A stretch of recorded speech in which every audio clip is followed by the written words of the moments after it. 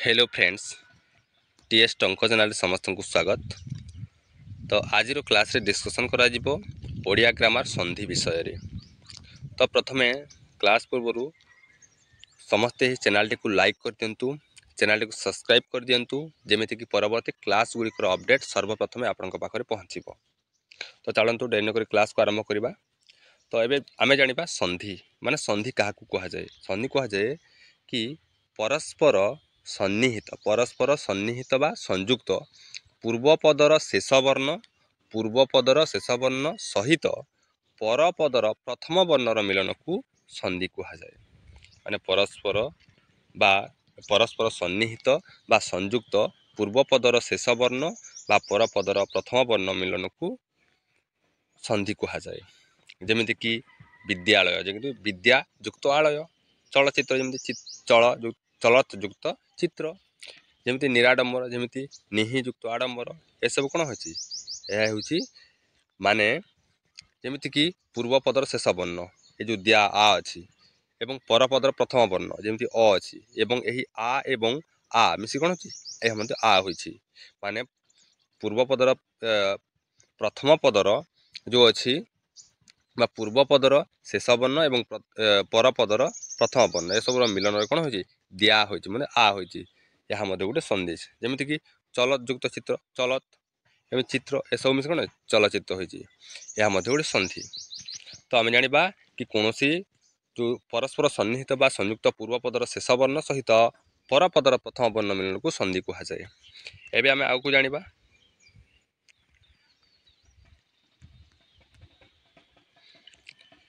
जो प्रथम पदर शेष वर्ण और द्वितीय पदर प्रथम वर्णर मिलन को संधि कहती। आउ गोटे प्रकार मध्य कहि परिबा कि शब्दर प्रथम शब्दर शेष वर्ण, तो प्रथम शब्दर शेष वर्ण एवं द्वितीय शब्दर प्रथम वर्णर मिलन को संधि कहती। एबे आमे जानिबा संधि केते प्रकार। संधि होछि तीन प्रकार, कोन स्वर संधि, व्यंजन संधि एवं विसर्ग संधि।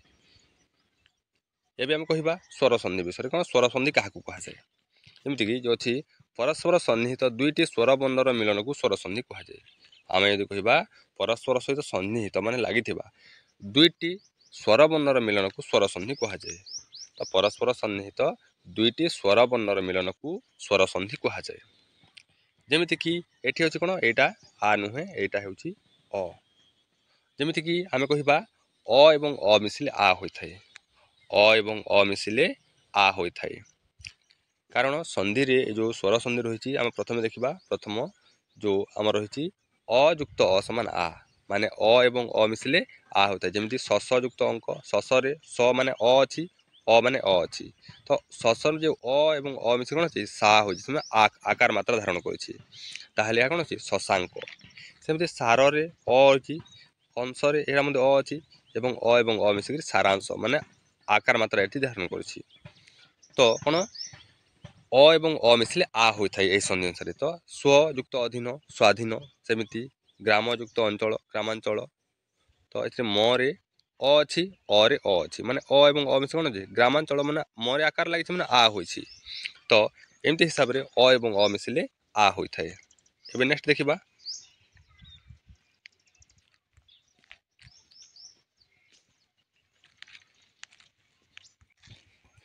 तापर देखिबा एठी अ एवं आ मिसिले मध्य आ होता है। अ एवं आ को जदि आमे युक्त करिबा ताहेले आ हेबो। अ एवं आ मिसिले आ हो जेमति कि हिम युक्त आलय हिम मरे कौन म माने एठी अ अच्छी पुणी अच्छी आलय आलय रे आ अच्छी ताहेले एही अ एवं आ जदि मिसिबा ताहेले कौन हेउछि आ हेउछि। जेमिति कि मरे आकार मात्रा माने आ होइछि। ठीक सेमिति उच्च युक्त आसन उच्च रे चर चचर अ रही जो अ रही युक्त पुणे आसन माने ये आ अच्छी ने अ एवं आ मिसी कौन होछि आ होइछि। ठीक सेमिति रत्नयुक्त आकर रत्नाकर, राजेन्द्र युक्त आसन राजेन्द्रासन। पुणी अच्छी एबे नेक्स्ट देखिबा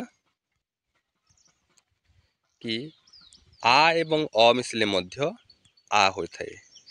ये जो आ को जदि आमे अर जदि संधि करिबा ताहेले आ हेबो।